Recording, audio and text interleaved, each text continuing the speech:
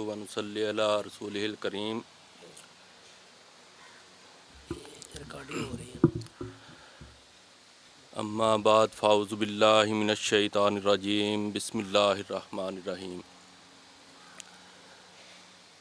بانی سلسلہ رحمۃ اللہ علیہ کی تعلیمات جو ہیں ان کے اوپر اگر ہم تھوڑا سا غور و فکر کریں تو ہمیں معلوم ہوتا ہے کہ ان کی جو روحانی بصیرت ہے اس میں آپ نے قرآن کریم کی جو آپ کہہ لیں اس کا خلاصہ، قرآن کریم کا خلاصہ جو ہے نا وہ تعلیمات میں ہمیں دے دیا ہے۔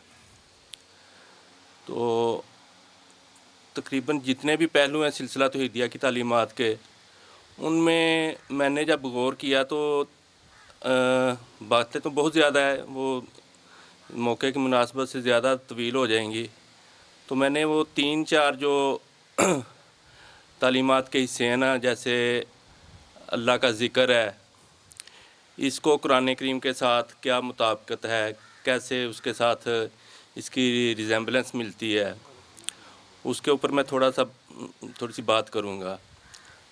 دوسری تزکیہ اخلاق ہے، تسلیم و رضا کی تعلیم ہے، اور تفکر اور دیدار باری تعالیٰ کے حوالے سے، یعنی یہ ساری جو ہماری تعلیمات ہیں یہ قرآن و سنت سے اخذ شدہ ہیں، اور ہمیں یہ ایک فارمولہ بنا کے دے دیا گیا ہے تاکہ ہم آسانی سے اس پہ عمل کر سکیں۔ تو میں مختصراً بیان کرتا ہوں۔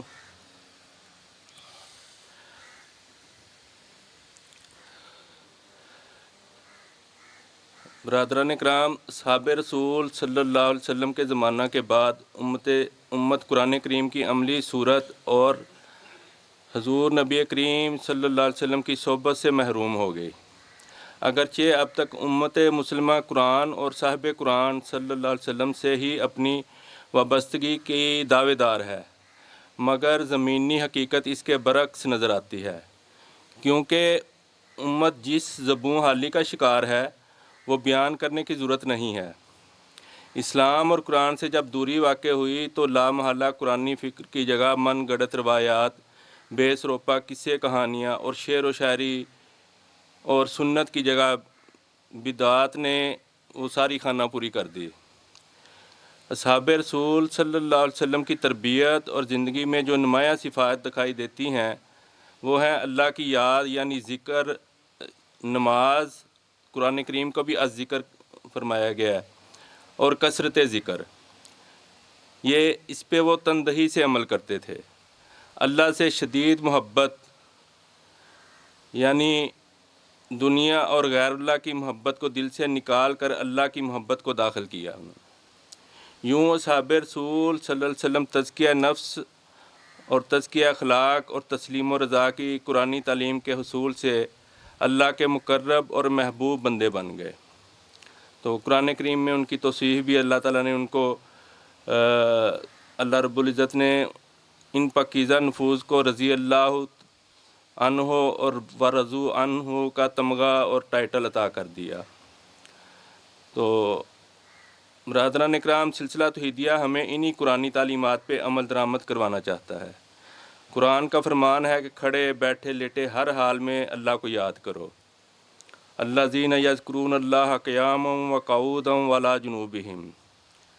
پھر اسی طرح آتا ہے کہ نماز کے بعد بھی آپ اٹھتے بیٹھتے لیٹے ہر حال میں اللہ کو یاد کرو۔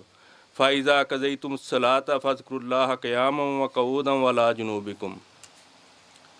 اسی طرح آتا ہے فَإِذَا قَضَيْتُمْ مَنَاسِكَكُمْ فَاذْكُرُوا اللَّهَ كَذِكْرِكُمْ آبَائِكُمْ أَوْ أَشَدَّ ذِكْرًا، یعنی جب مناسک حج آپ ادا کرو تو اللہ کو بہت زیادہ یاد کرو، اور اس طرح یاد کرو جس طرح اپنے آباء و اجداد کو یاد کرتے ہو، بلکہ اس سے بھی زیادہ۔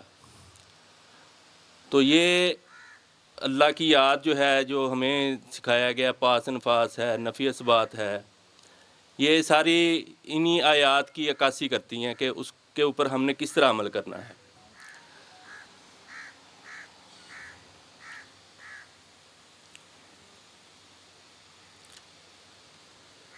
پھر قرآن کریم میں بار بار بہت سی آیات آتی ہیں کہ اللہ کی آیات پہ غور کرو، ان پہ تفکر کرو، وَيَتَفَكَّرُونَ فِي خَلْقِ السَّمَاوَاتِ وَالْأَرْضِ، زمین و آسمان میں جو نشانیاں ہیں ان پہ غور و تفکر کرو، اپنے اندر اپنے اوپر غور کرو۔ تو اس حوالے سے بھی جو قرآن کریم میں بار بار اللہ کی تخلیقات پہ غور و تفکر کا حکم دیا گیا ہے، تو اس میں بانی سلسلہ رحمۃ اللہ علیہ نے ہمیں تفکر بالمراقبہ اور تفکر بالمشاہدہ کے طریقے بتائے ہیں، اور تاکہ اللہ تعالیٰ کی نشانیوں کی معنویت اور معرفت ہم حاصل کر سکیں۔ اسی طرح آگے آ جائیں، تزکیہ اخلاق ہے۔ قرآن کریم ہمیں بار بار آمنوا وعملوا الصالحات کی طرف متوجہ کرتا ہے۔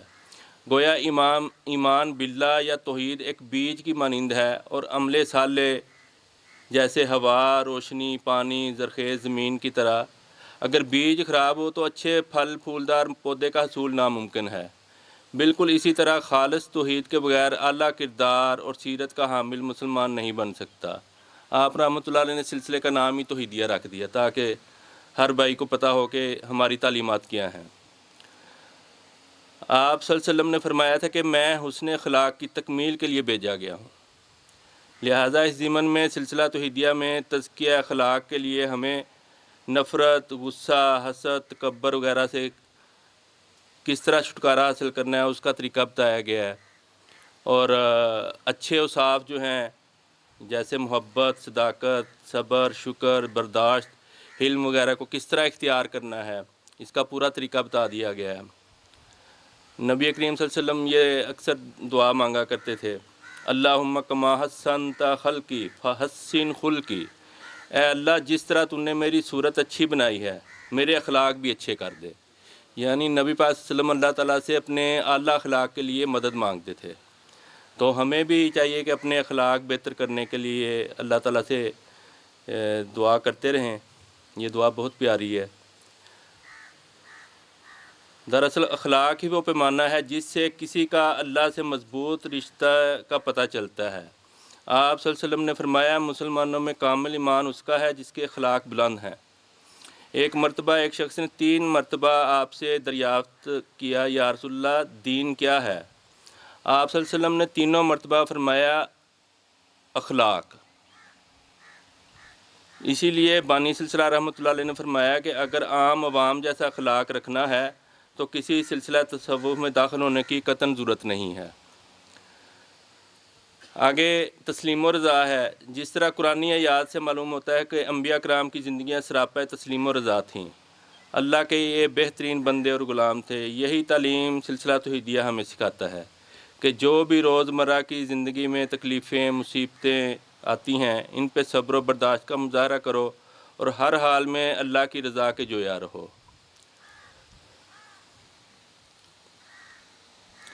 اسی طرح آپ دیکھ لیں، دیدار باری تعالیٰ کے حوالے سے دیکھ لیں، دیدار باری تعالیٰ کے متعلق پوری رہنمائی آپ رحمۃ اللہ نے ہمیں فراہم کر دی ہے۔ دیگر سلاسل دنیا جو ہیں وہ دنیا میں رویت کے متعلق خاموش دکھائی دیتے ہیں، مگر بانی سلسلہ رحمۃ اللہ علیہ نے فرمایا کہ سالک اپنی روحانی استعداد کے مطابق دیدار باری تعالیٰ اس دنیا میں بھی کر سکتا ہے۔ قرآن میں بھی حضرت موسیٰ علیہ السلام نے اللہ کو دیکھنے کی خواہش کی۔ اگر یہ خواہش انبیاء کے اندر فطری ہے کہ جو جس سے سب سے زیادہ محبت کرتا ہو وہ اسے دیکھنے کی ضرور آرزو رکھتا ہے، اور اللہ نے بھی موسیٰ علیہ السلام کی خواہش پہ کوئی ممانعت نہیں لگائی، بلکہ یہ بتایا کہ ان مادی آنکھوں اور مادی دنیا کے ذریعے تو مجھے نہیں دیکھ پائے گا۔ بانی سلسلہ رحمۃ اللہ نے فرمایا کہ یقیناً روحانی طور پہ موسیٰ علیہ السلام نے ضرور رویت باری تعالیٰ ان کو ہوا ہے۔ نبی کریم صلی اللہ علیہ وسلم نے یہ دعا کی ہے جو نسائی میں روایت ہوئی ہے، اس میں درج ہے کہ اے اللہ میں تیرے چہرے کو دیکھنے کی لذت کا سوال کرتا ہوں اور تیرے شوق کے لقاء کا آرزو مند ہوں۔ تو یہ انبیاء کرام کی یہ سنت ہے، طریقہ ہے، ان کی خواہشات میں ہے کہ دیدار باری تعالیٰ جو ہے انہیں ہو۔ اب وہ کس طرح ہوتا ہے، بانی سلسلہ رحمۃ اللہ نے فرمایا کہ اگر اس نے اپنا یہ ٹارگٹ بنا لیا ہے تو چاہے اس کی موت آ جائے گی لیکن اس کا سفر جاری رہے گا، وہ یہاں نہیں تو آگے جا کے ضرور اس کا انجام اللہ کا دیدار، اور یہ اسی صف میں وہ شامل ہو جائے گا۔ نبی کریم صلی اللہ علیہ وسلم نے یہ جو دعا کی، اس کے بعد اسی لیے بانی سلسلہ رحمۃ اللہ علیہ نے فرمایا کہ اگر موت بھی حائل ہو جائے تو روحانی سفر جاری رہے گا اور منزل مقصود یقیناً حاصل ہوگا۔ تو قرآن کریم میں وَاعْتَصِمُوا بِاللَّهِ آتا ہے، ایک جگہ پہ آتا ہے، دوسری جگہ پہ آتا ہے یعنی اللہ سے چمٹ جاؤ، اور یہ بھی قرآن کریم میں ہے وَاعْتَصِمُوا بِحَبْلِ اللَّهِ یعنی قرآن کو مضبوطی سے تھام لو۔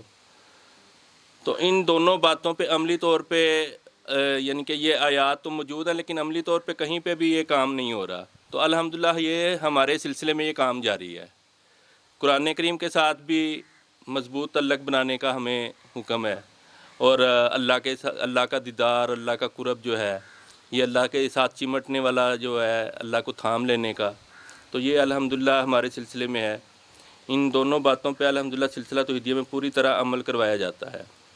اللہ تعالی ہم سب کو ان حیات بخش تعلیمات پہ عمل کی توفیق عطا فرمائے، آمین یا رب العالمین۔ السلام علیکم۔